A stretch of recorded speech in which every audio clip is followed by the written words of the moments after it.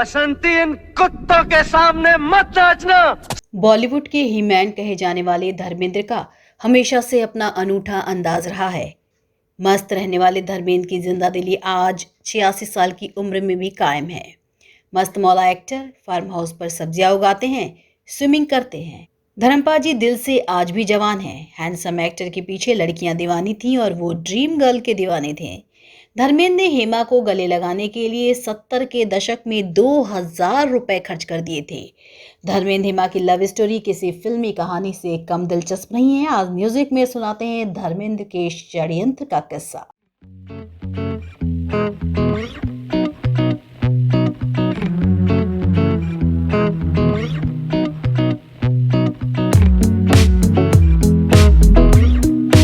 जब हेमा मालिनी ने फिल्मी दुनिया में कदम रखा था तो धर्मेंद्र उन्हें देखते ही फिदा हो गए थे।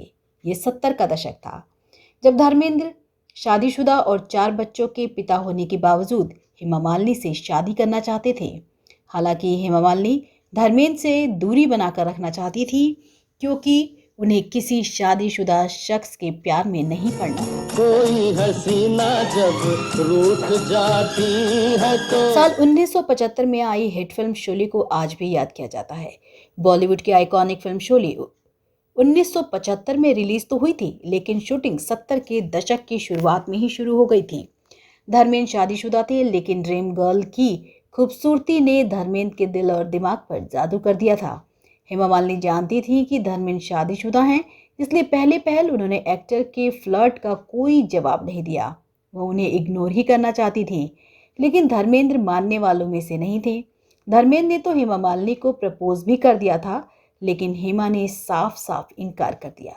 वह शादीशुदा मर्द के चक्कर में नहीं पड़ना चाहती थी और इससे भी ज़्यादा वह किसी का बसा बसाया घर तोड़ने वाली औरत नहीं कहलाना चाहती थी। ऐसे में धर्मेंद्र ने हर वह तरकीब अपनाई जो उन्हें हेमा के करीब ले जाए।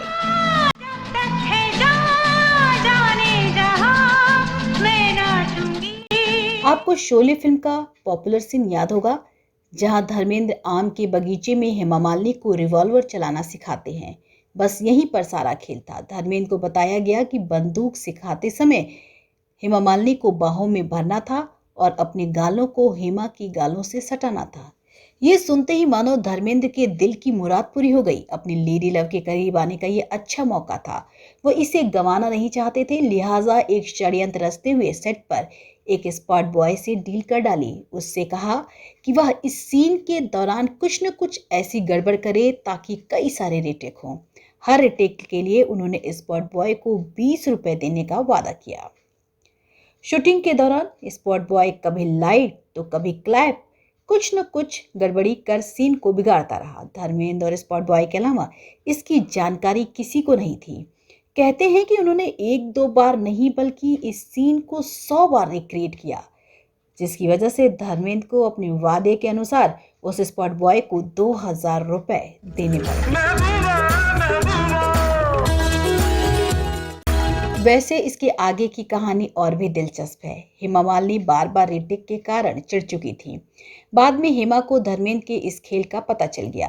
धर्मेंद्र को जब खबर हुई कि हेमा सब जान गई हैं तो उनकी हालत खराब हो गई। उन्हें लगा अब तो मामला बिगड़ गया, लेकिन हुआ उल्टा।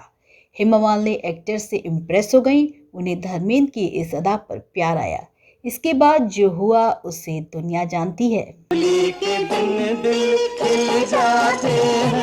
जब तक तेरे पैर चलेंगे उसकी सांस चलेगी।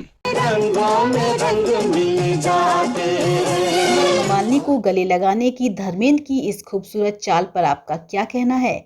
हमें कमेंट करके ज़रूर बताएं और साथ ही आपका कोई सुझाव हो तो अवश्य दें। हाँ, अगर आपने हमारे चैनल म्यूजिक को अभी तक सब्सक्राइब नहीं किया है तो झटपट जादुई बेल आइकन दबाकर सब्सक्राइब कर लें।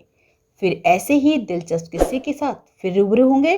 फिलहाल मुझे दीजिए इजाजत। नमस्कार। कोई हसीना जब रूठ जाती है